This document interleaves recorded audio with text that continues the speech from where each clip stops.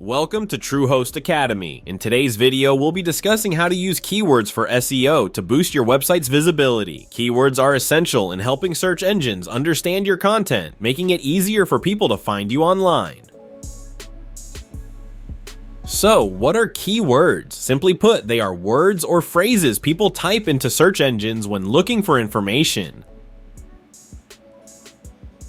Using the right keywords can improve your website's ranking, attracting more visitors and potential customers. Let's start with the basics. Keywords can be categorized into two main types: short tail and long tail keywords. Short tail keywords are broad and usually one or two words long, like shoes. They have high search volumes but are very competitive. On the other hand, long tail keywords are more specific phrases like best running shoes for kids. They have lower search volumes but attract more targeted traffic. Next, let's talk about keyword research. Using tools like Google Keyword Planner, SEMrush, and Ahrefs can help you find the best keywords.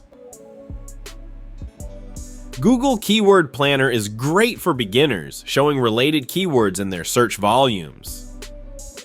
SEMrush offers detailed reports on keywords and competitors, while Ahrefs focuses on backlinks and provides keyword suggestions. When selecting keywords, aim for those with high search volumes and low competition. This means many people are searching for these terms, but not many websites are targeting them. Now, let's place those keywords strategically. Use them in your page titles, headings, and throughout the body text. For example, if your keyword is how to use keywords for SEO, make sure it appears naturally in your content. Avoid keyword stuffing, as it can lead to penalties. Instead, write your content so it sounds natural and flows well. LSI keywords, or latent semantic indexing keywords, are related terms that help search engines understand your content better. For example, related LSI keywords for how to use keywords for SEO might be search engine optimization, SEO strategies, and keyword placement.